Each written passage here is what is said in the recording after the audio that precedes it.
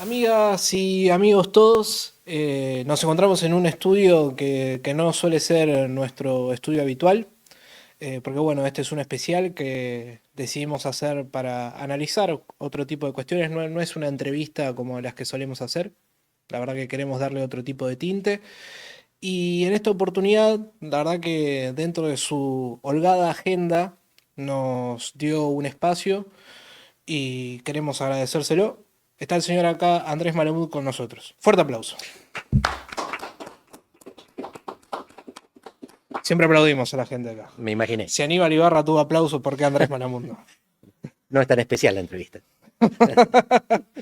¿Cómo estás, Andrés? Bien, gracias ¿Bien? por la invitación. No, gracias a vos y gracias a vos por acordarte. Porque nosotros estamos en Parati y vos me mandaste un mensaje. ¿Cuándo sale la runfla? Voy para allá. Voy para allá. Así que nada, y hemos mantenido una relación por correspondencia, podemos decirlo así, una relación por correspondencia, donde vos me dijiste que me leías y a mí eso me sorprendió mucho. Así que nada, te agradezco mucho tu generosidad.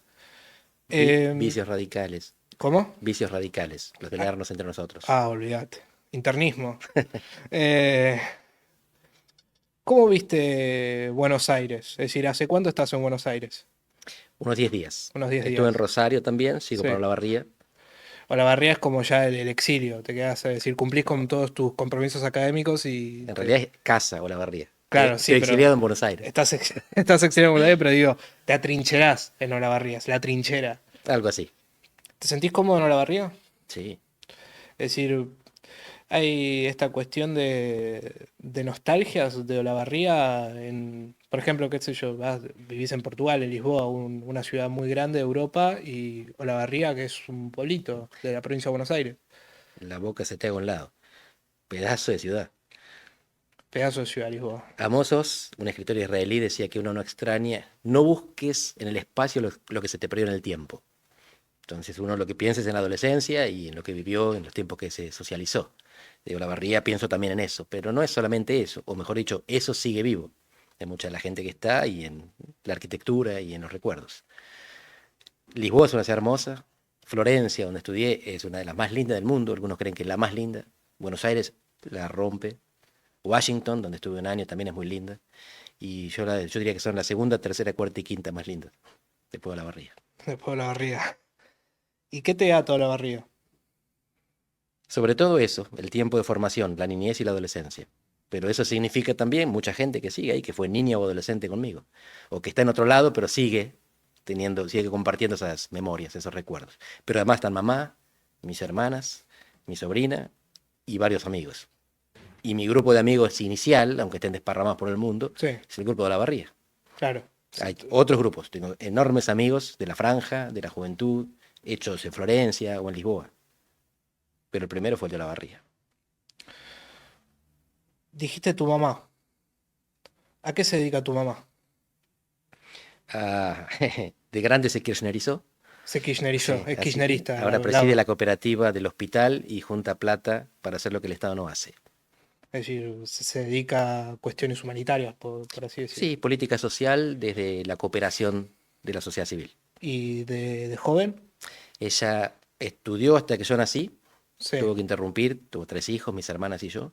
Después empezó a trabajar de preceptora, habiendo pasado por otras cosas. De grande estudió el profesorado de inglés y se jubiló como profesora de inglés, enseñando. ¿Y tu papá? Médico era, especialista en terapia intensiva, fue la razón por la que nos mudamos a Olavarría. Es Aunque decir, ¿vos naciste en Olavarría? nací en Buenos Aires Ah, hace mucho tiempo, en una galaxia muy lejana, y como había nacido mi segunda hermana, papá tenía 5 empleos ya como médico y quería vernos. claro. Entonces cuando se abre el Policlínico Ferroviario, concursa y gana para ser el jefe de terapia intensiva. Y allá nos vamos, para tener una vida. ¿Y cómo era tu relación con tu viejo? Papá fue todo, Todo. fue la persona, fue mi modelo, fue mi amigo, fue mi compinche. La política la bebí con él, de chiquito. La dictadura militar, en 1976, el golpe, me acuerdo escuchando las radios uruguayas y haciéndome comentarios.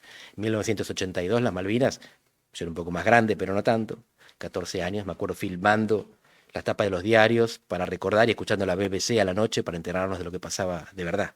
Claro. Y ahí fue cuando sintonizamos con Alfonsín, en contra de la guerra. Dijiste radios uruguayas. ¿Era uruguayo tu papá? No, pero en Uruguay pasaban noticias y en Argentina marchas militares. Ah, Claro, ustedes no vivieron eso. no, Pero cuando había un golpe de Estado tenías que poner Radio Carve claro, o Colonia, sí, porque las radios argentinas no te decían lo que estaba pasando. Si vos claro. querías saber quién estaba gobernando Argentina, tenías que escuchar la radio uruguaya, que era la que llegaba, Mm. y tenía novedades. Si vos querías saber quién iba ganando la guerra de Malvinas, tenías que escuchar la BBC onda corta, porque acá en Argentina los noticieros decían que estábamos ganando. ¿Y cómo era la rutina o la barriga de ese Malamud chico con sus padres? Papá todavía hacía visitas a domicilio como médico, y para mí el momento fantástico del día, de vez en cuando, era acompañarlo, como Robin. Él iba en auto, manejando hasta el lugar donde tenía que atender a alguien, y yo me subía al lado de él y lo acompañaba. Él bajaba, entraba a la casa, atendía, y después volvíamos a la casa. No era la rutina nuestra era ir a la escuela y jugar, como cualquier chico. Él era médico, y después en el 83 se mete en el radicalismo para votar a Alfonsín, y es electo concejal. ¿Él se afilia al radicalismo por Alfonsín? Él era socialista y democrático. Cuando se Mm, entera durante la dictadura lo que está pasando, dice, no cambio nada, él y mamá, mm. no cambiamos nada desde un partido chico. Hay dos partidos grandes que pueden cambiar algo. Uno está con la autoamnistía y el otro contra. Y el que está en contra es Alfonsín. Vamos a afiliarnos al radicalismo para votar a Alfonsín, para que sea Alfonsín y no lo que estaban, no los radicales viejos, Claro, los que fueron a Malvinas. claro, el Para de que la fuera religión, Alfonsín, claro. el que no fue. ¿Y qué auto manejaba tu papá? Un AMI 8, que es el que después manejé yo, y un 2500, 1800 rural, que era en ese momento era un auto normal, pero tenía las antenas automáticas y aire acondicionado, que era un lujo increíble. Lo compramos para irnos de vacaciones a Bariloche. Cuando Fueron a fuimos Bariloche. en auto a Bariloche en esa época. Claro, exacto. Bueno, ahora también está bueno irse en auto a la Sí, sí, Patagonia, pero tardás un tiempo, pero de adolescente me iba como podía, en tren, en micro y hacía dedo, pero en familia nos íbamos en auto. ¿y cómo decidiste estudiar ciencia política?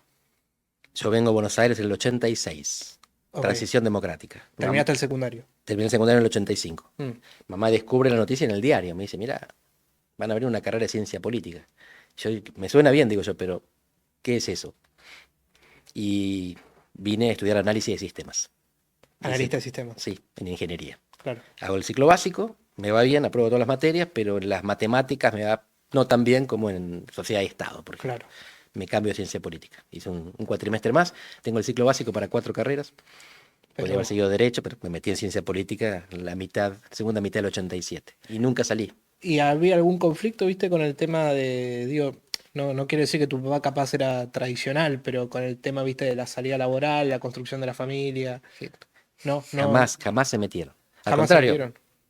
la, dos de las cosas más arrojadas que hice en mi vida, Sí. mira vos qué vida tranquila que tuve, que esto fue arrojado, fue estudiar ciencia política e irme a vivir a Portugal. Y en ambos casos mamá me empujaba. Nene, move. No, por mi bien, por la situación que se vivía, ella es la que me daba las ideas locas. ¿Cuándo falleció tu viejo? 2001, en una de las tantas cuarentenas. Yo tenía comprado el viaje para venir, él Sí. estaba enfermo. Y en ese momento cierran los cielos, intercalan los vuelos y me quedo en Portugal. Recibo la noticia por teléfono. Y no No, pudiste venir a... vine después. Mm, Mis hermanos y mamá se hicieron cargo. qué paradójico el 2001, ¿no? Fue una vida maravillosa. Tengo una consulta. ¿Por qué el radicalismo? ¿Y por qué te sumas a Franja? El radicalismo por Alfonsín y la guerra de Malvinas. Eso, absolutamente. Franja porque vengo en el 86 y pienso, ¿cómo puedo ayudar a Alfonsín? ¿Desde dónde puedo poner un granito de arena para que este hombre, Claro. mi ídolo, tenga la vida facilitada, pueda hacer un mejor gobierno? Y el lugar era la Franja, ponían carteles. Si sos radical, Franja Morada se reúne tal día en tal lugar. Drago, sede Drago, José Universidad de María, Buenos Aires. sí. ¿Y cómo fue tu paso por Franja? Che, aclarame si estoy contando cosas jurásicas de las cuales usted no tiene por No, qué no, mira, conocer, yo ¿eh? Así. absolutamente informados al respecto del tema. Eh, Me genera muchísima curiosidad cómo fue ese primer grupo de Franja de ciencia política. ¿De cuántos eran? Porque te lo pregunto desde el punto de vista de que Hoy, para el radicalismo, es muy difícil llenar una federación de box. Es decir, o no te digo eso, sino capaz un comité. Es complicado. Y más de jóvenes. Y en las universidades, a pesar de que Franja sigue conduciendo, la desmovilización, ¿no? de las identidades políticas y bueno, básicamente el enfado que hay hoy en día en la sociedad impide eso, ¿no? Una organización más macro de lo que puede ser un acto político. ¿Cuántos eran? ¿Eran muchos? ¿Era la gran franja morada que cantaba alerta, alerta de camino al Che y cacerismo por América Latina? ¿O No éramos chanqui no caceristas, eran Che y caceristas? aprendimos a apreciarlo al chanqui con el tiempo, cuando perdió. Claro, Hoy es difícil de entender el entusiasmo exactamente. de la ilusión, Sí, la expectativa de que todo va a ser mejor y vos estás sí. contribuyendo para eso.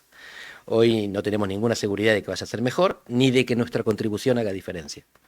En esa época nos comíamos el mundo, la democracia era todo por delante, Mm. la dictadura era todo por detrás, solo podía mejorar esto y nosotros éramos parte de ese proceso inevitable. La franja de ciencia política tenía una característica que no compartían otras franjas moradas. Éramos los mejores estudiantes.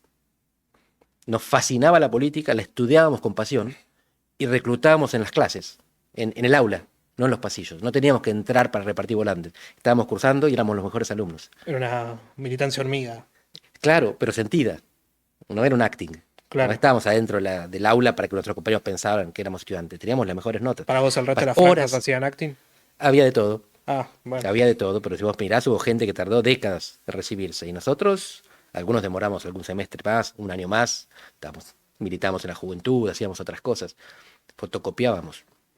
claro. Generalmente el que tenía el centro de estudiantes tenía la secretaría de apuntes. Sí, No teníamos plata para libros, con excepciones, estudiábamos de apuntes. Nosotros fotocopiábamos y compaginábamos. Eran horas de dar vuelta alrededor de una mesa, poniendo hoja con hoja y alguien después ganchito. Y después secretaría de apuntes y vender, voluntario. Obviamente no se cobraba por eso. ¿y cuánto tardaste en recibirte? Tardé, bueno, lo que pasa es que cambié el medio, Claro, exacto, así que pasaste. tardé 6 años y medio, habiendo hecho un año para otra carrera. En los 90 terminaste, 92. en el año 92. ¿Y después qué te pusiste a hacer? Dar clases e investigar. Ya uno empezaba a dar clases como alumno en esa época, en el ciclo básico. Sí, Ayudante alumno, existe sí, la categoría. sí, sí, sí. Seguí dando clases cuando me recibí en el 92 y gané una beca de investigación. Primero como alumno Mm, en la Universidad de Buenos Aires, mm, después como graduado joven en la Universidad del Centro, sí. Facultad de Sociales de la Barría, y después como graduado avanzado sería. Y en el 97, presionado por mis amigos que se iban a estudiar el doctorado afuera, me fui también, contra mi voluntad. No te querías No ir. me quería ir, pero se iban todos y si yo me quedaba atrás. Fue positivo irse entonces. Hay que hacer, si vos te interesa la investigación académica y seguir la ciencia política de manera profesional, tenés que hacer un doctorado. No había doctorados en Argentina. Hoy hay, son algunos buenos, pero los mejores están afuera. Y además las redes que te haces, la apertura, el acceso, el financiamiento, Mm. las publicaciones. ¿Y la militancia después del año 92, cómo siguió? Siempre en la juventud y en la facultad. En la juventud, en la facultad yo fui consejero estudiantil. Primero empecé en lo gremial. Era el secretario de apuntes. Secretario Yo de Punta pensaba del que los Centro de académicos eran los buenos. Estudiantes. Exactamente. Y los que trabajábamos manualmente hacíamos apuntes. Ok. Después me empezó a ir bien también en la ciencia política. Discutíamos todo el tiempo. Discutíamos, yo estaba horas con Miguel de Luca, mi gran amigo, el tándem, y ahora es el director de la carrera Director de la carrera de Ciencia Ciencia Política. Política. Sentados en el corón de la vereda, hablando, aplicando después diferentes autores, pero, los clásicos de la ciencia política, para ver cómo entendíamos la política argentina en función de lo que estábamos leyendo en clase. Y nos servía, era bueno. Yo me acuerdo de llevar a Hegel a reuniones de la Juventud Radical en la 7ª sección y traducirlo para que no piensen que yo era un nerd que estaba tirando autores. Claro. Sí, esto tiene que servir para algo. Ah, y Es yo decir, creía que nos ayudaba a entender. vos ibas a la barriga, así traje Hegel. Ah, A Hegel, dijiste. sí, bueno, no iba a leer a Hegel. Yo estaba pensando en Hegel porque tenía que rendir examen de Hegel. Ok. Entonces Pero lo básicamente lo masticaba todo el llevabas tiempo. Y al... cuando iba a la reunión seccional decía, esto, mira, tesis, antítesis, síntesis, esto explica lo que está pasando. Y entonces lo tiraba. Y al principio me decían, callate, boludo. Es decir, tu militancia siempre fue en Provincia de Buenos Aires. Yo fui delegado del Comité Nacional de la Juventud Radical también, por la provincia de Buenos Aires. Claro. Así que mi militancia fue la Barría, 7ª sección, Mm. Comité Provincia y Comité Nacional. Eso en el territorio. En la Y, facultad, secretario de claro. apuntes y después consejero estudiantil y después consejero graduado. ¿Y cuando tuviste un limbo en el cual dijiste, bueno, che, ya esto se terminó?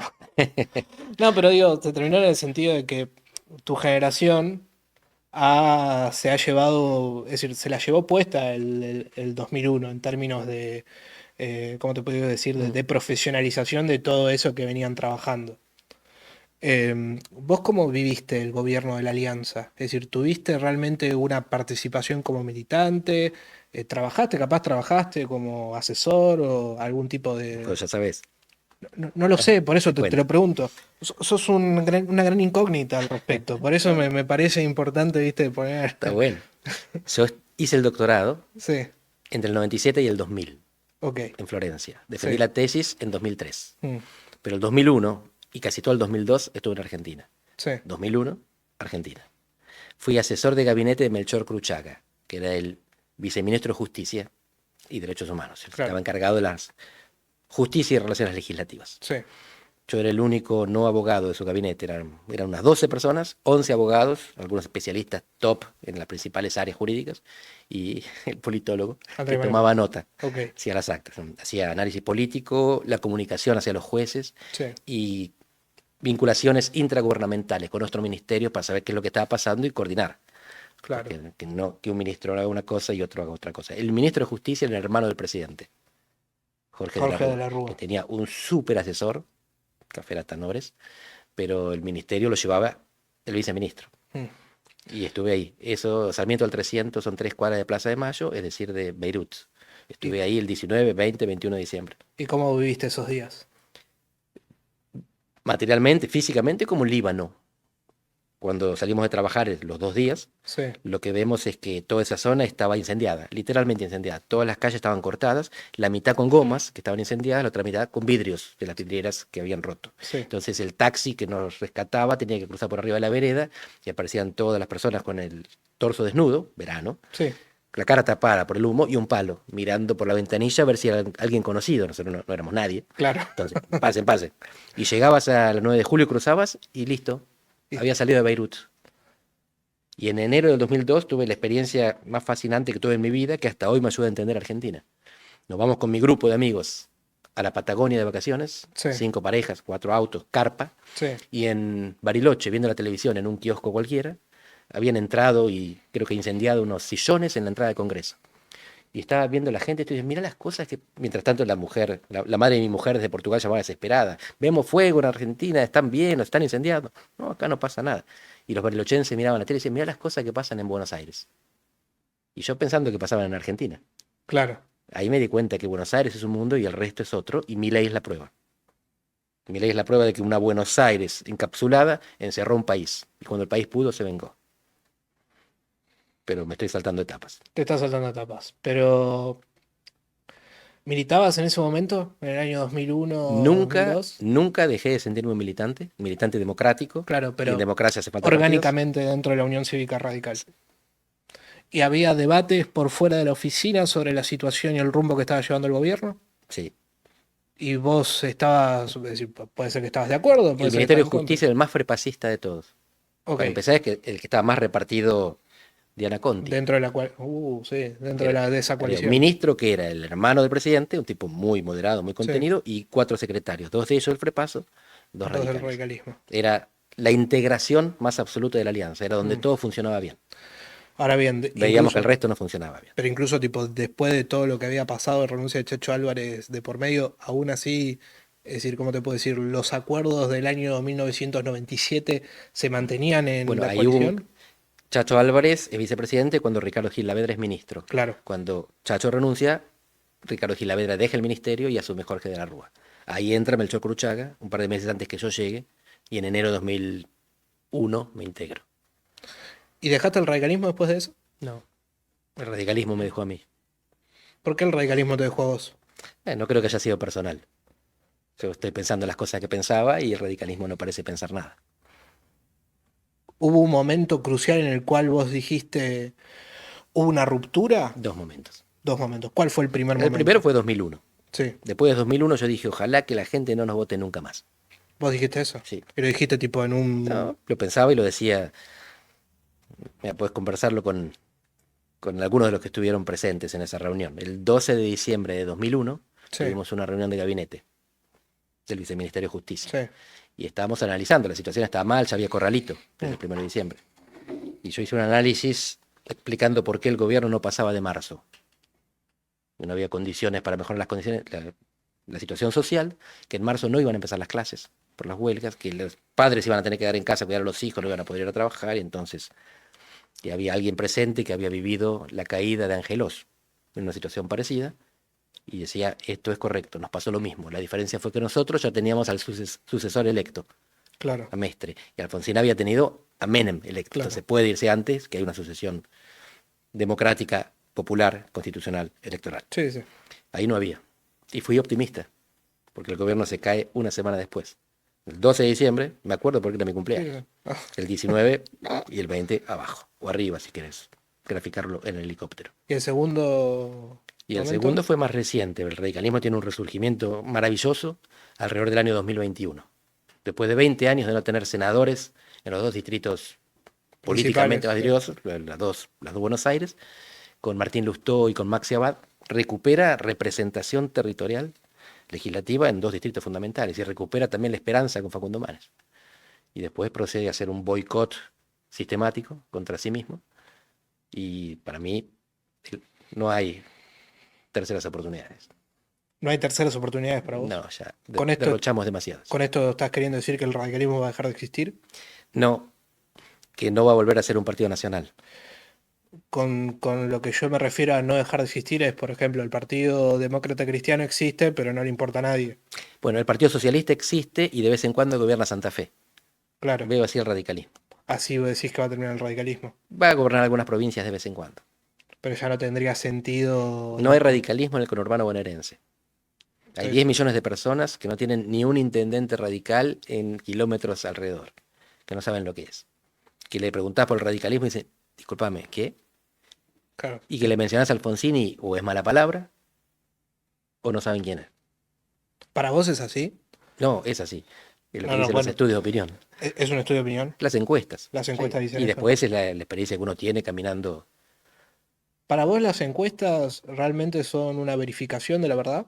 Tipo de la realidad No, concreta. son un abordaje a una dimensión de la verdad. Hay otras dimensiones y hay abordajes más completos.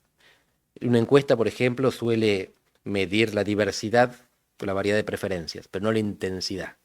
Entonces vos sabés qué piensa una persona de tal tema, pero no cuánto le importa.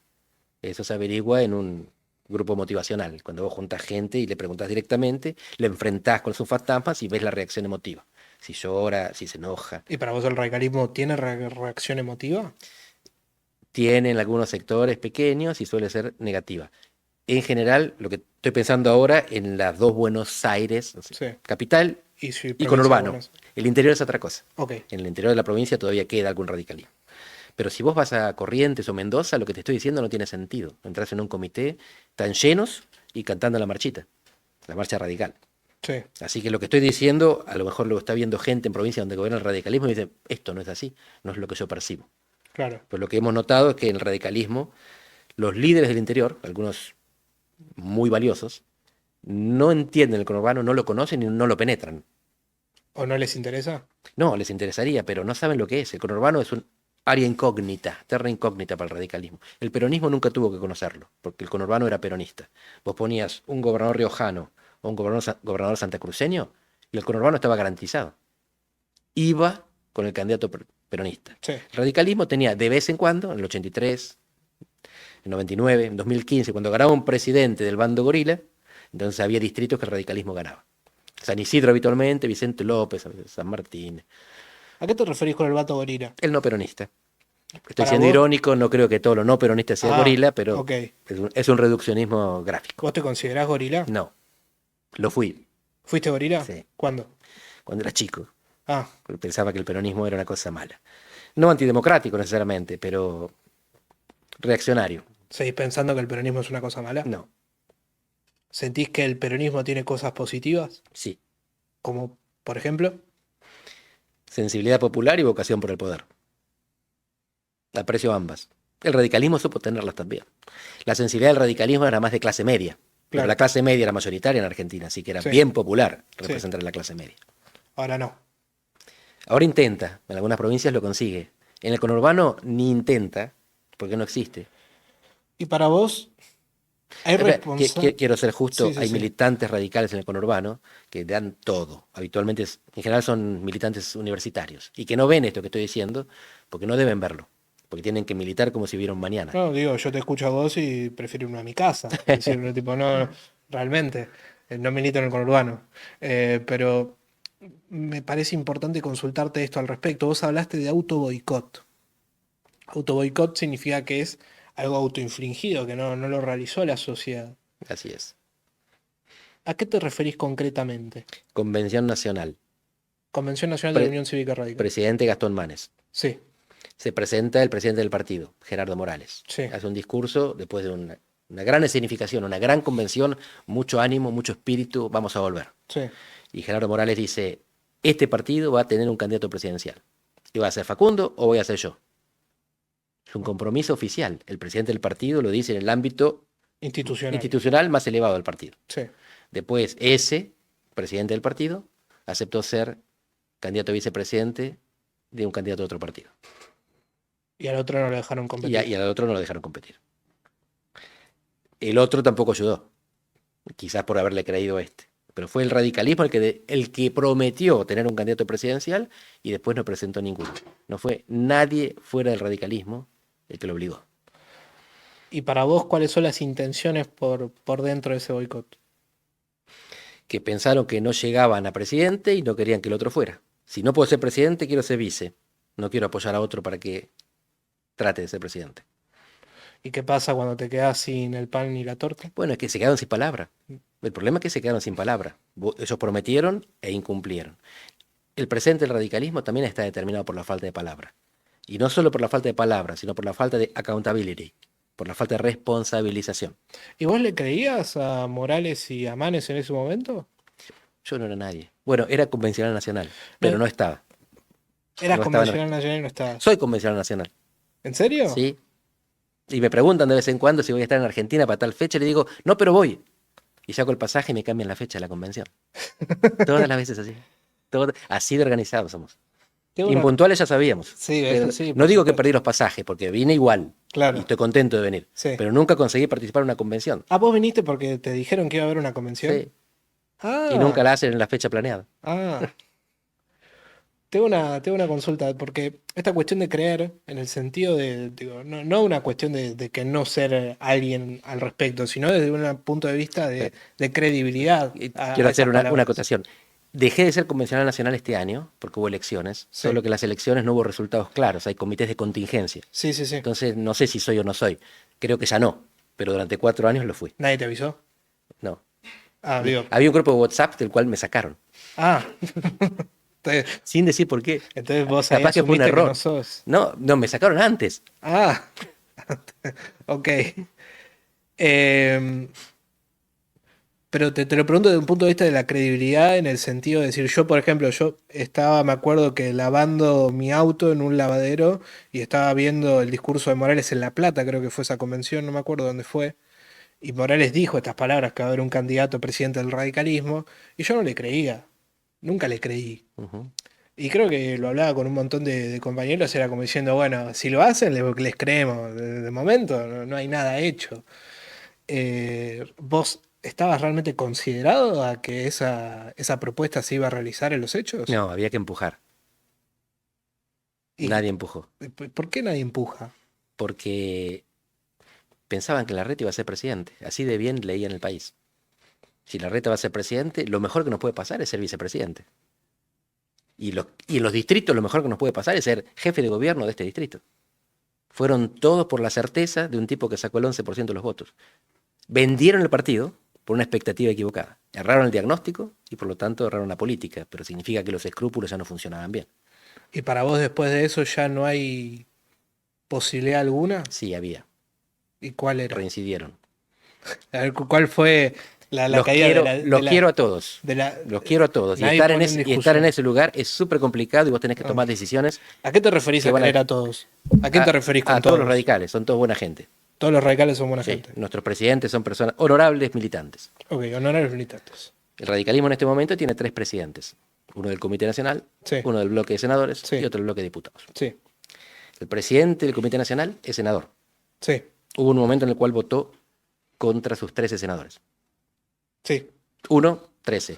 ¿Para vos estuvo acertada esa posición? No importa. Importa. La cuestión es que... No, es el no, pre- importa. no, te cuento por qué no importa. Ah. Él es el presidente del Comité Nacional. Si todo el partido vota en contra, no puede seguir presidente del Comité Nacional. No, sí, no, no. No importa quién tiene razón. Si él tiene razón, está presidiendo el partido equivocado. Ok. Siguió Ahora, presidiendo el Comité Nacional. No lo juzgo él, juzgo al partido, que tiene un presidente que vota en contra de todos los demás. Presidente del bloque de senadores. Presenta un proyecto para investigar el Libragate. sí, Voto en contra. Porque el gobernador de su provincia se lo exigió. Sí. Me parece bien. Un senador responde a su provincia y responde al jefe de su partido político de su provincia, que es el gobernador. Siguió presidiendo el bloque de senadores, después de votar en contra de su propio proyecto. El problema es no hacerse responsable de las decisiones. El presidente del bloque de diputados nacionales es un fenómeno. Presidió un bloque que se dividió 2 veces, 3 veces ya. Hay hasta bloques unipersonales que salieron de radicalismo y el bloque que le queda vota dividido todas las veces. Y él hace política en su distrito, pero sigue presidiendo el bloque. No, la mitad de un bloque. no estoy juzgando a los líderes, estoy jugando al partido que no responsabiliza a sus líderes. Pero para vos los líderes no tienen una responsabilidad al respecto. Sí, pero los militantes también. Vos no le creíste a Morales, Yo no le quería a Morales. ¿y qué hiciste? Seguí militando. Exactamente. El problema es el partido. Hay que irse entonces. No, hay que hacer algo. Ah, bueno. Hay que incendiar algo, hay que romper platos. Hay que Hay que no rompimos platos. Nuestros líderes hacen lo que hacen porque lo pueden hacer, porque no hay consecuencias. Es decir, para vos el conflicto sería sano en este momento del radicalismo. Indispensable, pero tardío. Indispensable. Hubiera sido. Es decir, Ya estamos tarde. hicieron todo esto, nos mintieron en la cara y siguieron siendo los presidentes de lo que presiden. Ok. Es tarde para llorar, la culpa fue nuestra. ¿Y para vos la militancia podría organizarse de modo tal que pueda exigir, tipo, es decir, el funcionamiento de estos canales institucionales? Es muy difícil porque los liderazgos que vienen debajo de aquellos que hicieron esto Sí. son parecidos. Son parecidos. Alfonsín no fue a las Malvinas. La Junta fletó un avión para llevar a los líderes partidarios a justificar su aventura militar. Y Contín, el presidente del partido, fue. Trócoli El- también, creo. Alfonsín no. Digo, a Trócoli le hace una injusticia en la película. Porque hizo cosas mal, hizo cosas bien. Sí. No se le reconocen las buenas. Alfonsín no fue. Y la rebelión de Alfonsín no fue para acercarse al poder. Hoy los radicales se rebelan contra el partido porque se acercan a Milei. Es fácil ser rebelde hacia el poder. Hay que ser rebelde contra el poder. ¿Quién hace lo que hizo Alfonsín entonces? Y Nadie. es más fácil, ¿eh? O no te jugás la vida. ¿Por qué sentís que no se juega en la vida? No, eso lo tenés que entrevistar a ellos. Yo ahora estoy criticando al partido, no a los líderes. No, pero ¿cuál es tu visión sobre el respecto, Pero Andrés? hoy hay democracia, no pasa nada. Para vos no pasa nada. No, yo soy muy... ¿Sos muy optimista de las garantías democráticas argentinas? bastante. Es decir, ¿sentís que la democracia, sentís que nuestra calidad institucional está preservada? En contexto comparativo mundial, sí. Y en contexto comparativo en base a nuestra historia, También. ¿por qué? No es el paraíso, no es perfecto. A Cristina la gatillaron y de vez en cuando ves algún acto violento. Pero en Estados Unidos mataron a 4 presidentes en ejercicio. Argentina tiene una tasa de homicidios que decrece año tras año hace 15 años. Es una sociedad pacífica. En los 70 no era así. Decimos, había más seguridad en el pasado, con los militares no había robos, no, te mataban ellos. Los 70 fueron una década violenta. Y hoy vivimos un momento en el cual ser candidato no pone en riesgo tu vida. ¿Hay intimidación retórica? Por supuesto que sí. ¿Sos periodista, te autocensurás porque si no Milei y los trolls te salen a comer? Puede ser. Si tenés huevos, no. Criticás igual y te la bancás. ¿Qué podés perder? Te van a insultar, te vas a sentir mal, tu prestigio, tu reputación, te van a dar carpetazos. En la época de Alfonsín desaparecían gente, Alfonsín presentaba habeas corpus. ¿Sí? A veces pensamos que esto es el fascismo. El fascismo era movilización social con mecanismos militares para matar gente. Y- Ahora intimidan retóricamente y se asustan cuando los corres, porque los libertarios corren, no son más valientes que la Cámpora o que la Coordinadora. Y los estoy elogiando. La, la cobardía física es un atributo de la democracia. Es decir, Tenemos como... que tenerle miedo a la violencia física, tenemos que huir de ella, tenemos que impedirla. Y hoy no hay violencia física significativa, sistemática. Y para vos, en base... Si salís de Argentina, en América Latina la vas a encontrar cruzando cualquier frontera, ¿eh? En Uruguay, por ejemplo. En Uruguay hay una tasa de homicidios que triplica la nuestra. Violencia política no. Bueno, Pero matan a 12 personas cada 100.000 por año, nosotros a 4. Chile. En Chile, 7, 8, el doble que Argentina. El único país de América Latina que tiene menos muertos que nosotros por año es El Salvador, a un costo tremendo en derechos humanos. Mm. Así que si vos haces el balance, Argentina es el país que mejor está. Y esto parece que lo dice un argentino que vive afuera, no sufre. Argentina sigue siendo un país de inmigración. Tenemos el doble de extranjeros viviendo en Argentina que de argentinos viviendo en el exterior. Los que votan con los pies, es decir, los que no ponen la boleta en la urna, los que deciden dónde viven, prefieren también Argentina por comparación con las alternativas. No es el paraíso, ¿Te, pero fue mucho peor y podría ser mucho peor. ¿Te hablas con dirigentes radicales? Sí. ¿Qué opinión tienen sobre vos? Es decir, ¿cómo son los...? No, opinión digo como... Te lo pregunto desde el punto de vista de que, qué sé yo, escucharte hablar para el radicalismo es todo un acontecimiento. No, digo, para muchos radicales, como diciendo, "Uy, habla malamuta, algo tiene para decir. Eso es el símbolo de lo catastrófica que está la situación partidaria. Sí, bueno, no sé, yo te lo estoy diciendo elogiando, no sé, capaz vos no sos, ¿cómo te puedo decir?, ¿A qué considerado con vos punto mismo. llegamos? No, bueno, pero siempre va. Mira, yo tengo hace 10 años en el radicalismo, va, ¿no? Vos antes no eras tan famoso, no sé en qué momento es decir, ¿Le pegué a mamá? tipo, No, ¿en me sigue qué, pegando ella. en qué momento tipo te empezaron a convocar más? La pandemia fue importante porque me puso a la misma distancia que ustedes. Ustedes estaban encerrados a 10 Sí, sí, metros y no se veían. Yo claro, estaba a 10.000 kilómetros y era lo sí. mismo. Y El momento del ahí, encierro fue importante porque en ese momento desapareció la distancia. claro, y ahí tipo te empezaron a hacer zooms. Claro, Dije, vamos a escuchar a exactamente. Antes Malamuta. de eso podía aparecer en televisión de vez en cuando, pero el Zoom aparece con la pandemia. Claro. Pero igual te quiero hacer una consulta, pero mira, me acuerdo de un acontecimiento tuyo. A Eh, ver si lo tengo que negar. no. Viniste a presentar un libro de Lustó en la Sí, rural en el año 2019, previo a la muy pandemia. buen libro, Debajo del agua. Debajo del agua. Sí, sí, sí. Y antes, no sé si diste algunas charlas ese mismo día, y vos decías que era inexorable que Macri reeligiera porque en la región habían reelegido no sé cuántos presidentes, que es decir, como que el peronismo no está organizado y básicamente tipo todo conduce a que va a haber un siguiente gobierno de Cambiemos. No fue así.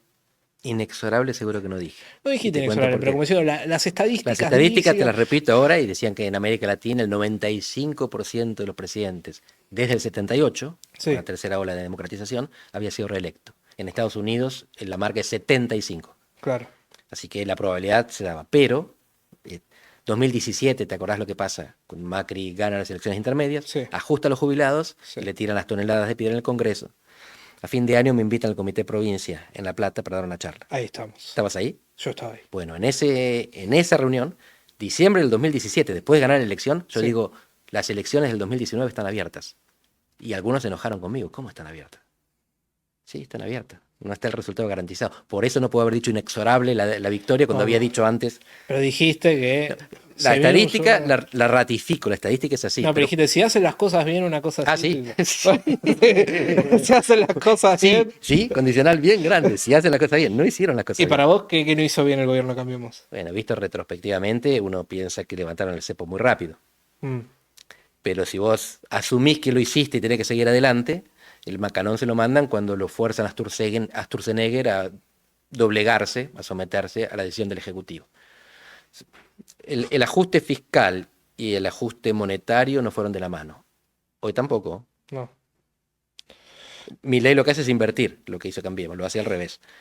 El ajuste fiscal primero, el ajuste monetario después se ve. ¿Y te imaginaste que en el año 2019, ya con el panorama político, digo, con las listas ya cerradas, Alberto Fernández, Cristina, Macri, Pichetto, aún así Cambiemos podría haber ganado las elecciones.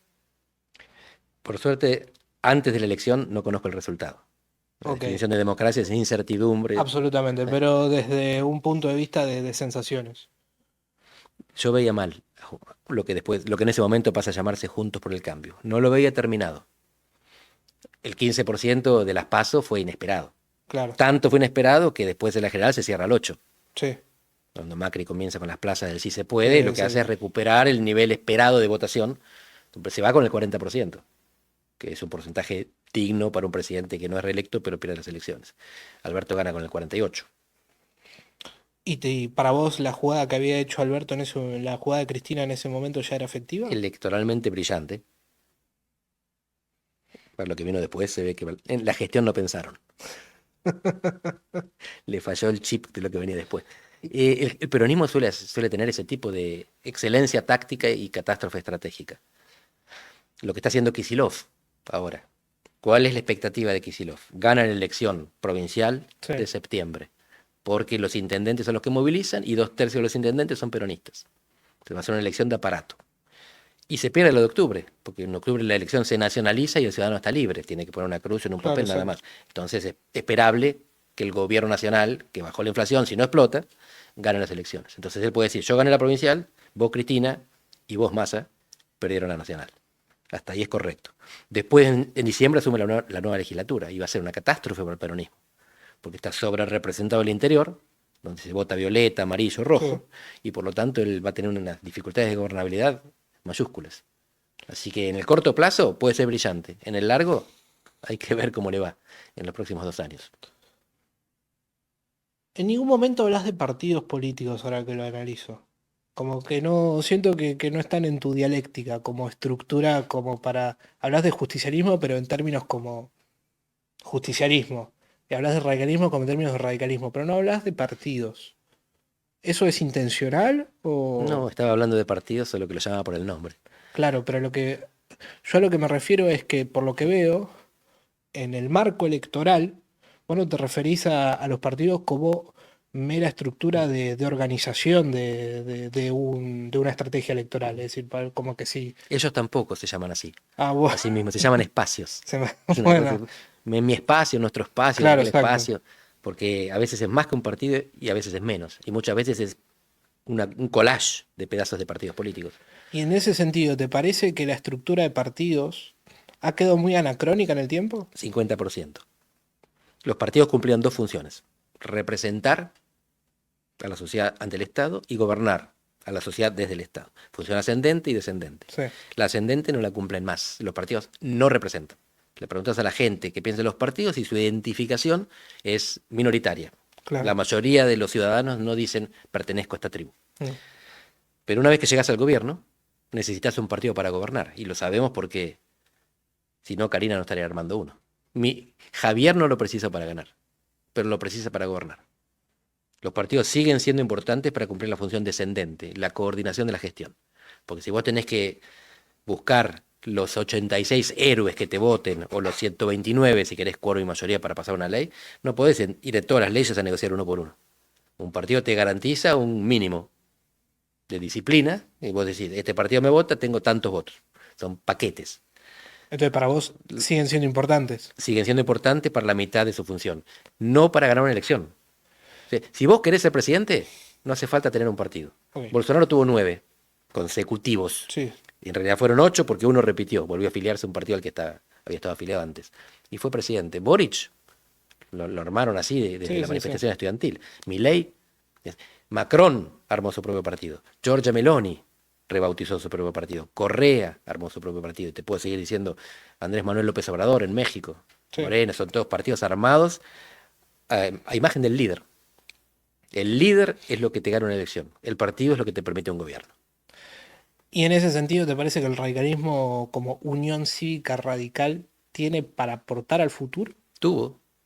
El radicalismo recluta y eleva a Martín Lustó, Facundo Manes, Carolina Lozada y Martín Tetaz. 3 tipos que eran reconocidos sin militar, que traspasaban la pantalla, se dice Sí, en la jerga, que rompían el caminaban cerco. por el conurbano, por lo menos primer cordón, el corredor norte, y eran reconocidos. El name recognition se llama en Estados Unidos. ¿Viste? Como la marca es la persona. Ok. Entonces vos tenías estos tipos que eran pajaritos llamadores, se llamaban en la jerga del pasado. Los ponías en una lista y la gente sabía quiénes eran, no tenías que invertir para que los conocieran. Y tenían convocatoria mediática propia. Los llamaban a la televisión sin ser candidatos. Los ponías de candidatos, los iban a seguir llamando. Tenían manejo de redes, seguidores. Los quemó a todos el radicalismo. Ellos contribuyeron. Obvio. ¿Y los que militan en la orgánica? Es decir, por ejemplo, tengo una consulta. Capaz va a ser demoledora la respuesta, pero en el sentido de que, qué sé yo, un militante que milita en la universidad, de cualquier partido, en un comité o en algún otro tipo de espacio, capaz tienen en un futuro decir, bueno, che, trabajemos para que vos seas candidato, qué sé yo, viste, para llegar, bueno, no sé, una cosa así. Me acuerdo que cuando hubo internas del radicalismo en Provincia de Buenos Aires hace un tiempo que se había presentado Evolución, la ilustró con, no quiero ofender, pero era tipo una ambulancia buscando heridos y armaron una lista. Una de las grandes retóricas que decían desde la juventud, me acuerdo, es necesitamos un partido que no vaya a buscar gente para representar, sino que directamente cuadros formados dentro del partido sean los que estén representando a la sociedad. Capaz en otros partidos, digo, funciona, qué sé yo, no sé, en el peronismo, digo, podemos nombrar 2 o 3 intendentes, que yo, Mayra Mendoza, Julián Álvarez, que más o menos tienen una representación orgánica y que fueron formados dentro de la estructura de un movimiento, un partido y demás. ¿Por qué sentís que el radicalismo eso no le pasa? Porque no tenemos nada para vender. ¿Sentís que internamente tampoco hay nada para vender? Teníamos el mejor producto, pero lo vendimos. La gente lo compró. Y le tenemos que ofrecer otra cosa. ¿Cuál es el producto que vendía el radicalismo? Democracia. La gente ya tiene democracia. Ahora, ¿qué le ofrecemos? Y te pregunto por los demás partidos, ¿qué vende el peronismo? Aunque no lo entregue, pero Justicia ¿qué es social. justicia social. Listo. La gente quiere justicia social. Los que votan a Milei no. En general, los libertarios, el 30%, el 55% Sí. que se le agregue, sí sigue pensando que es bueno que haya igualdad de oportunidades y alguna redistribución equitativa. ¿Qué venden Milei y los libertarios? Llamarlo como, Sí, lo puede no llamar sé, libertad como equilibrio valor o fiscal. equilibrio fiscal Claro. en términos más técnicos o operativos. La gente quiere eso, libertad y equilibrio fiscal, no lo tenía. Mm. ¿Qué vendía el PRO? Gestión o equipo. Sí. No hay buena gestión, no hay buenos equipos. Era algo que todavía hoy, si lo pones en oferta, la gente puede decir, estos valores me sirven. Es decir, que los demás partidos no tuvieron el éxito del radicalismo y por eso siguen siendo importantes. Porque la mercadería de ellos en el mercado tiene valor. La nuestra no tiene, porque ya fue vendida. ¿Eso quiere decir que capaz el radicalismo ya cumplió un ciclo? Se llama la paradoja del éxito. El radicalismo es el partido más exitoso de la historia argentina. Qué vanidoso. El que es, ya fue. Claro. El más exitoso es porque consiguió lo que quería. Hoy nadie discute la democracia. Alguno puede pensar que Milei, pero se banca las derrotas legislativas, le afeitaron, le hicieron pelo y barba a la ley Bases, después no le votaron el financiamiento de la CIDE, después le voltearon 2 jueces y se la tiene que bancar. Y nadie dice, no, Milei avanzá con una topadora. Bueno, nadie sí, 4 locos. Sí. Pero no el electorado, no la población, no la ciudadanía. Lo que el radicalismo vendió, la gente compró. Se hizo carne. Ya está. Ganamos. ¿Y ahora qué hacemos?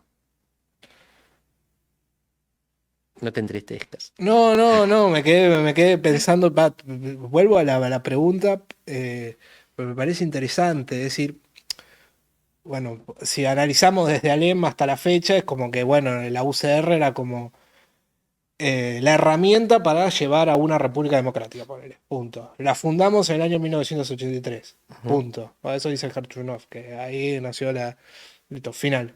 ¿Y eso quiere decir que ya está, tipo, se terminó? Cuando mejor nos va es cuando corre riesgo la La República democracia. Democrática. ¿Sí? Pero yo no veo que corra riesgo. Y me parece que aunque nos querramos convencer de que corre riesgo, no estamos muy convencidos. Y sobre todo no convencemos a la gente. ¿Y para vos que el radicalismo tiene algo más para ofrecer que democracia e institucionalidad? Vamos a poner nombre y apellido. El radicalismo es un partido ofertista. Tiene Sí. sus banderas y dice, queremos que estas banderas sean las del pueblo argentino. Vótennos y las clavamos juntos en la luna. Sí. Y la gente dice, no, yo quiero que bajen la inflación.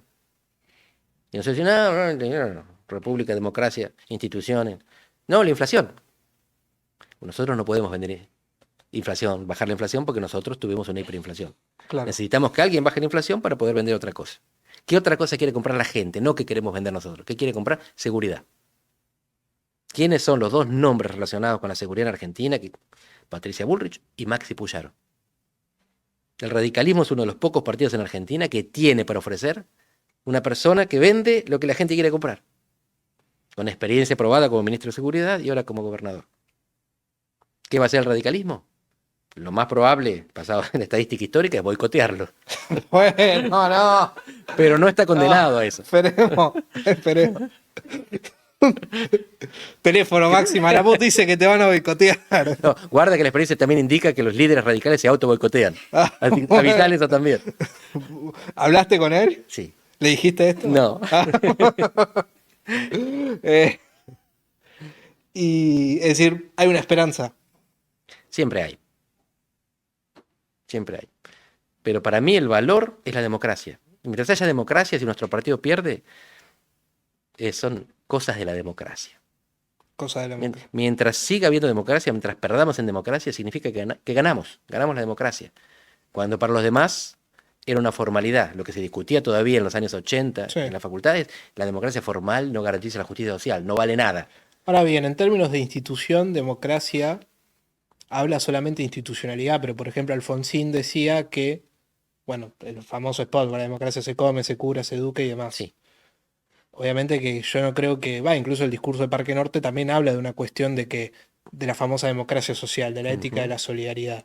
¿Sentís que ese capítulo también está cerrado o es una obra inconclusa del alfonsinismo? Alfonsín quedó frustrado porque él quería una democracia social.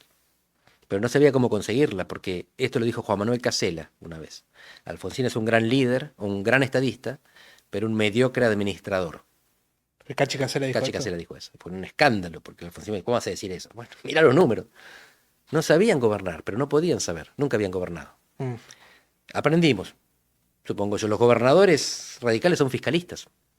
No andan repartiendo plata si no la tienen. Claro. El equilibrio fiscal en las provincias es necesario. El tema es cómo escalase eso a nivel nacional. Los que mejor funcionaron en América Latina fueron los demócratas fiscalistas. Los que estabilizaban las dos cosas, la política y la economía. Por ejemplo, Lula pone a Palocci como ministro de Finanzas, de Hacienda al principio, que era un gobernante del PT, pero se pensaba que era de derecha, porque mantenía el ajuste, mantenía la estabilidad. Y entonces la política exterior era más de izquierda para compensar. Fiscalista adentro, progresista afuera. Boric, el ministro de Economía y Hacienda de Boric, es un tipo que era presidente del Banco Central de Piñera. Sí. Los uruguayos. Cualquier uruguayo. Pero digo, ¿sentís que esta cuestión de se puede en Argentina establecer un programa en el cual existe equilibrio fiscal y sensibilidad social? Ahí está. Sensibilidad social viene después.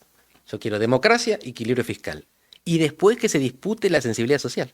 Decir, que la disputa no sea sobre el equilibrio fiscal ni sobre la democracia, que sea sobre si repartimos más o menos. Esa es la democracia que yo quiero. Es decir, pero con el radicalismo no alcanzaba, porque el radicalismo te garantizó la democracia, pero no el equilibrio fiscal. Entonces reventaba cada década la economía. Necesitamos que la economía se estabilice. Y después gana la izquierda, distribuye, gana la derecha, acumula. Bárbaro. Yo puedo estar de un lado o del otro. ¿Y vos sentís que Milei va a equilibrar fiscalmente la balanza en Argentina? Si no, explota. Pero explota siempre, explota cada 10 años. No. La maldición del tercer año lo llama Melconian. Que tiene en el 14 la devaluación, Macri en el 18, Alberto en el 2022, toca en el 2026. Yo espero que tenga éxito Milei, porque creo que Milei es el fiscalista que nos faltó. Quiero que sea el Alfonsín de la economía, que estabilice la democracia y se vaya para siempre, como se fue Alfonsín. Alfonsín nunca más ganó una elección, y la democracia nunca más la perdimos. ¿Cómo llamaste a Milei el Alfonsín? De la economía. Ay, a él le duele más que a vos. Ah, mí sabes cómo. Lo dejamos ahí porque me cae bien. Yo no vamos a pelear. ¿Qué te iba a decir? Milei está ahí y lo dice él porque nosotros fracasamos. No, eso es verdad. Si hubiéramos gobernado bien, él no sería presidente. No, bueno, eso no, absolutamente. Necesitamos que él haga lo que nosotros no supimos hacer, que termine con la inflación. Porque es el que está ahí, no es el que nosotros elegimos, es el que está. Si no lo hace él, ¿quién lo va a hacer? Pero vos sentís que, ¿cómo te puedo decir? ¿Viste esta cosa de que, esta cosa exigua, ¿no? Que uno ve que decir, bueno, che, el equilibrio fiscal se está llevando por delante muchas cosas. ¿Sentís que aún así no tiene que haber una Sí, contraposición sí, al respecto? sí, sí, ¿no? Hay que defender lo que uno cree que es valiosísimo. La educación es fundamental, la educación es el futuro, la inversión en ciencia y tecnología, pero no a costa del equilibrio fiscal. ¿Y para vos el equilibrio fiscal es más importante que eso? Sin equilibrio fiscal no hay eso. Argentina es un país en decadencia. Eso ¿O no vos hay pensás duda. que con el redistribucionismo kirchnerista No, mejorábamos? no, no, bueno, no, por algo no estoy en el kirchnerismo, Creo que es una condición necesaria como la democracia. obvio, pero no puede existir una convivencia entre ambos términos en un mismo periodo. Sí, no es lo que quiere este gobierno. No es el Claro. gobierno que nosotros elegimos, pero los gobiernos que nosotros elegíamos fracasaban en lo fiscal. Es secuencial. Primero democracia, después equilibrio fiscal. Y después te das el lujo de progresar cuando sentaste las bases necesarias pero insuficientes. Nosotros Sentí- quisimos progresar sin las bases necesarias pero suficientes y nos hundimos en vez de progresar. La gente odia lo que nosotros hicimos. La gente no. Un porcentaje importante de personas que incluyen a los más jóvenes, sobre todo varones. ¿Sentís que Argentina en algún momento de su historia tuvo un periodo, aunque sea de un año, 2 años, en el cual se combinó tipo superávit fiscal? Roberto Labaña, el primer Néstor, que hereda Sí, la Baña de sí, sí. Duhalde, es. su- Fíjate que no era solo equilibrio fiscal, era superávit gemelos. Gemelos. Era dos superávit, Sí. ni siquiera uno. Y la gente lo votaba porque tenía superávit. Legitimaba electoralmente el reclamo. Hoy sería de derecha decir eso. ¿Por qué? Porque hoy nos parece de derecha hablar de equilibrio fiscal, nos A mí parece que no está me asociado. parece derecho. Bárbaro, entonces estamos de acuerdo. No, bueno, no es que estamos de acuerdo, pero a mí yo siento que tiene que haber una moderación en ese sentido. Eso le toca al gobierno que. Ey, yo pienso Esto es como una vos. Si radicalización nosotros de eso, gobernáramos, quizás haríamos otra cosa, pero no nos tocó a nosotros. ¿no? Obvio. Entonces, esto van a ser como les guste a ellos. Que dejen algo. Lo que tienen que dejar es el equilibrio fiscal. Van a dejar tierra arrasada. Pero la dejamos nosotros, la tierra arrasada que permitió que ellos llegasen. Ahora que consigan el objetivo que nosotros no conseguimos. ¿Y Y si después ellos, discutimos lo que viene arriba, y la si ellos superestructura. triunfan? En el sentido de decir, bueno, logramos el equilibrio fiscal y ahí Sí, pasamos a la siguiente discusión. perfecto. Pero ahí es donde para mí viene el mayor debate. Ahí hay que ofrecer algo mejor que ellos. Bueno, y para vos, yo siento que eso hoy en día no. Ahí está, ese es el papel del militante. Hay que reconstruir un radicalismo que construya a partir de la democracia y el equilibrio fiscal. ¿Y sentís que el peronismo puede volver a representar eso? Hoy no presentan ninguna mercadería que el público parezca aceptar, salvo la insatisfacción, la resistencia o el malestar por el costo de vida. El peronismo mira para atrás. Kicillof es un anacrónico, es una buena persona, dicen los que lo conocen, un honesto, a Pasa juzgar que, por la falta de causas, pasa que siempre y cada vez que hablas de un político resaltás que es una buena persona. es importante destacar que no lo hace por maldad, que vive en un siglo que ya terminó. Bueno, ok. ¿Para vos Milei es una buena persona? No sé, ¿Tenés tus dudas? no tengo idea, no lo conozco en persona. No tengo gente alrededor de él que haya sido contundente. Hay gente que está alrededor de él que dicen que es buena persona, cariñoso, carente, y gente que lo conoce y que dice que puede ser muy las cosas que se ven. ¿Y para vos está loco? Todos estamos un poco. Ve un No, perro que no existe, Andrés. yo no vi ninguno de los perros. Bueno, ve perros Mira, que... ¿vos, ve- vos crees en Dios? No, La mayoría de la gente cree. sí. ¿Están locos? No, Para pero vos no creo que... existe, pero No, bueno, pero creo que para mí creer en Dios es como una especie de justificación del sentido finito de la vida. eso es Conan para Milei. Para vos... Conan es la justificación del sentido de la vida de Milei. Es como Dios para otras personas. ¿Y para vos cuál es tu Dios? No, yo tengo un perro más chiquito. Soy un laico secular. Que a ¿Sos mí un me laico gusta la secular? vida en sí misma, sí. No le busco ¿Tenés miedo a justificación. morirte? No. ¿No? Cuando el avión se mueve un poco, Este, pero ¿hay turbulencia? es la parte técnica de la muerte la que preocupa, no la conceptual. La parte técnica que he sentido como, uy, Cuando che. está cerca, cuando se mueve el avión y si esto se cae, nos la ponemos. Pero Pero no por es no es que ejemplo, pienso en la muerte a los con 90 preocupación. años tampoco sentís que vas a tener miedo a morirte. Bueno, si llegué a los 90, capaz que ni me acuerdo. No, espero llegar bien, a lo que sea. No hacen falta 90. ¿Alguna vez te imaginaste en este momento de tu vida? Tipo, ¿te imaginaste cosas que No, te pasaron? Es decir, ¿te imaginaste ser un think tank del radicalismo? sí, con un radicalismo existente. Existente, Era un bueno, idealista, un claro, romántico. exacto. No, no, las cosas me pasaron. Nunca, nunca las busqué, salvo el próximo paso. Estudiar esto, ir para allá y para acá. Solo planeé el próximo paso. Porque digo, sos una persona también muy respetada dentro del ejercicio de tu profesión. Porque estoy lejos. No sé, Vengo, se enojan, me voy y se olvidan. La próxima vez que viene se olvidaron. a mí me llama mucho la atención, por ejemplo, qué sé yo, mi pareja es de la Cámpora. Y le dije, no, Lo estamos. contás así sin. ¿Cómo? Lo contás así nomás, Sí, sin, sí, sí, sin sí. anestesia. Sí, sin anestesia, ¿no? Por supuesto, no, no, no tiene nada que ver. No hablamos de Siga. política. Pero. eh, en- y yo le pregunté, no, no digo, le comenté, no, mirá, estamos ahí viendo a ver si podemos entrevistar a Andrés Malamud. Sí, Andrés Malamud, lo ubico, es el radical este que dice cosas. El radical. Claro, y después Hay digo, uno. es como que, digo, sos un punto de referencia dentro del intelectualismo con el radicalismo. ¿Sentís que eso es un condicionante para la elaboración de tus ideas? No para mí. No sé cómo lo ven de fuera. Alguna vez en televisión dije alguna cosa y me miran así y dicen, ¿pero vos no eras radical? Sí. ¿Y? ¿Para vos qué es Soy el que mejor sabe para cuán vos, problemático puede ser un partido cuando lo conoce uno de dentro. y en esos términos, para vos qué es el radicalismo? Hoy, No, nada. hoy no, O- tipo, es Hoy, decir, el Andrés que se sumó en el año 1986 a nada, Franja era un Morada. militante por la democracia. Hoy el Eras un radicalismo militante. es un conjunto de personas que mantienen sus ideales. ¿Y cuáles son Esos esos ideales no ideales? siempre son coincidentes Mm, y que tiene ejemplos de excelente gestión a nivel territorial. ok.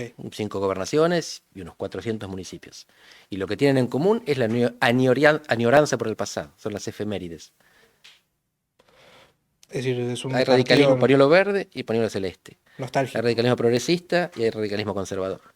No hay una unidad salvo el recuerdo del pasado. Es decir, la ideología del radicalismo es la nostalgia. Sí, lo dijiste vos, pero suscribo. Ok. No, no es un partido que mire para adelante, salvo los que están gobernando, esos sí miran para adelante. Vos te juntás con los gobernadores radicales y les preguntás lo que van a hacer. Y los tipos tienen años de De planificación, de proyecciones. proyectos, de planificación. Además son administradores, te dicen de dónde van a sacar la plata para hacer lo que quieren hacer. Y te cuentan de lo que ahorraron acá, de lo que tienen de allá, de lo que vienen planeando, préstamos internacionales, este juicio que ganaron, esto que ahorraron por otras circunstancias que no tuvieron y entonces. Y los tipos tienen programas concretos de desarrollo, de educación, de construcción de escuelas, te dan números ¿Y de cómo cuántas comulga escuelas. la ideología con eso? No hay una manera radical o peronista de recoger la basura. La administración, en principio, es neutra. Después vos tenés grandes orientaciones, querés redistribuir más o menos, para estos sectores o para esos sectores. Pero la gestión tiene que ver con la eficiencia, más que con la ideología.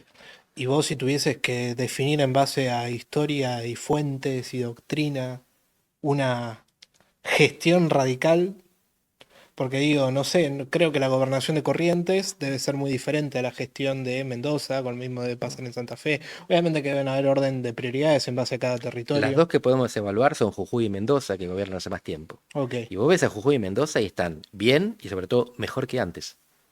En Jujuy, a pesar de lo que decíamos antes Gerardo Morales, sus 8 años de gestión fueron revolucionarios. El orden público, el cambio en la estructura económica, de producir algunos cultivos, a la minería, al cannabis, a la energía renovable, con inversiones chinas, que Mm. siempre piensan esto, este proyecto lo vamos a hacer con esta inversión. Están pensando cómo se financia la obra y la construcción de escuelas. En Mendoza vos ves la complejización de la estructura económica y la administración chilena, seria, eficiente.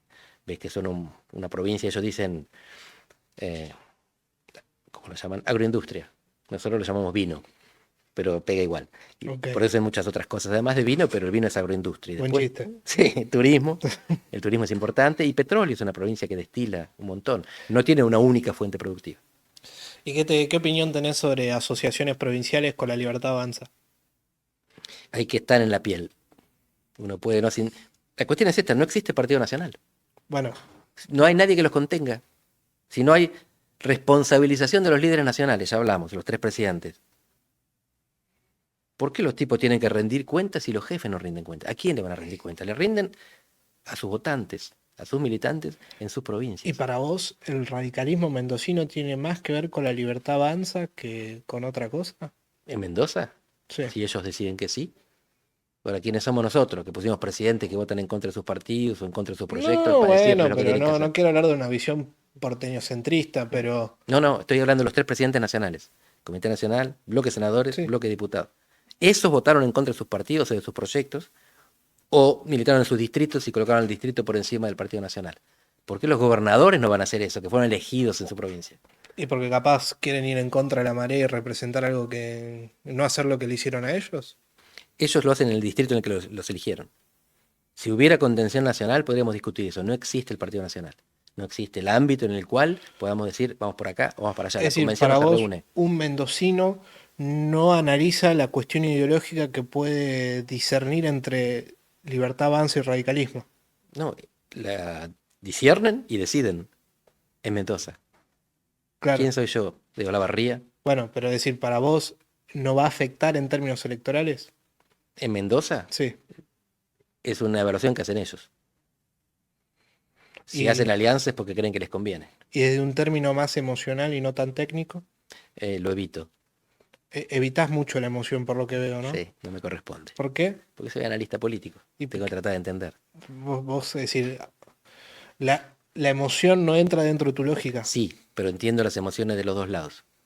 Voy a Mendoza y voy a Corrientes, encuentro los comités llenos con la gente cantando la marcha radical y ellos deciden hacer eso y desde qué provincia derrotada les voy a decir yo, no es eso lo que tienen que hacer.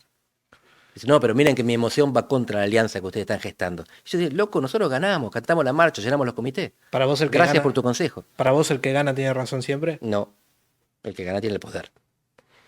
pero también es el poder de opinión. Es el poder dentro del distrito del círculo en el que ganó. ¿Y por qué el resto no podemos opinar? No, podemos. Sí, Sí. sí, digo, pregunto, ¿no? Estamos, ¿Y somos cuál libres. es tu opinión al respecto? Mi opinión es que no hay contención nacional y por tanto Ok. cada provincia hace lo que piensa que le conviene. Es decir, que la libertad avanza, Vos absorbe. querés sacarme algo que no vas a sacarme. Yo mirá que voy a intentar, ¿eh? Pero mirá que yo tengo otra reunión dentro Mirá, ¿cuánto de- tiempo tenés? y ya casi estamos. Bueno, entonces vamos. De verdad que tengo otra reunión, no me estoy escapando. No, yo te creo, te creo, te creo. Te creo absolutamente todo lo que dijiste, además, tipo, insisto, tú no pusiste ningún tipo de condicionamiento a esta entrevista. Digo, no sé, estuviste con Feynman, o vas a estar con Feynman, Un ratito. estuviste acá con nosotros. Digo, ¿quién somos nosotros, no? Eh, Estás buscando generar emociones, pero es nos que sí, mantendremos fríos hasta el final. no, es tremendo. Vos sabés que una persona me dijo, pero no voy a nombrar el nombre de la persona que te conoce, ¿no? Y me dice, mirá que a Malamud es como hablar con un marciano, no le vas a sacar ningún tipo de emoción. ¿Sabés a quién llamamos marciano? ¿Cómo? A Leopoldo Moró. Claro. Yo estuve muy cercano de Leopoldo. Ah, bueno. Capaz que me quedó algo. ¿Te da nostalgia el radicalismo? No soy nostálgico por predisposición. De vez en cuando, un domingo a la tarde, Sí, un domingo de lluvia. uno recuerda el alfonsinismo glorioso. Pero miro para adelante. ¿Y para vos va a haber en algún tiempo, es decir, digo, yo creo que uno de los grandes condimentos que tiene que tener una fuerza política, por sobre todas las cosas, es la capacidad de generar esperanza, expectativa. Y yo siento que la libertad avanza no genera eso, yo creo que es otro tipo de combustible que la verdad que no lo logro descifrar desde mi punto de vista. Y a mí lo que más me asusta, y esto es en términos más personales, es que si la libertad avanza fracasa, que para mí va a fracasar, pero por una cuestión de los términos y cómo viene configurado su política de Estado, siento que a diferencia de otras crisis argentinas, no existe un contrapunto o la construcción de un liderazgo fuerte para, es decir, conllevar la crisis. Digo, en el año 89 vos lo decías, estaba Menem, tipo, limpio como una seda para encauzar un nuevo rumbo. Y en el año 2001 estaba el dualdismo y el radicalismo y el el liderazgo de Alfonsín para tratar de conllevar una resolución a la crisis. Yo creo que nadie tiene esa credibilidad concreta y eso para mí hace que el problema sea aún más complejo y difícil. Es como diciendo la tercera es la vencida, digo, Hoy no hay alternativa a Milei. exactamente. ¿Y qué pasa? Y para vos, ¿cuál es tu análisis al respecto? Digo, ¿qué pasa si cae Milei? Hoy, caos, anarquía, sangre y destrucción. Hoy sería muy malo que caiga Milei, Bueno, sería... pensás como yo, digo, no. Pero la alternativa a Milei no es una fuerza, es otro liderazgo. Y vos dijiste fuerza en vez de partido, así que ves cómo le vamos escapando a la palabra. No, es que Sí. tipo, mirá, yo soy consciente de que Las fuerzas no contienen, las fuerzas no emoción, los líderes emoción. Y los líderes fundan partidos, lideran partidos. y Y para los vos, líderes no se hacen. y para vos, es decir, cuán espantoso o cuán fuerte o grave puede ser esa consecuencia. Si Milei fracasa, Sí, gravísima porque lo único que estructura la política argentina hoy a nivel nacional es la libertad avanza. Hay una buena noticia que es el grito federal, la concertación entre los gobernadores del interior, que eso puede darle un freno, puede poner un colchón a la desarticulación, a la desagregación nacional.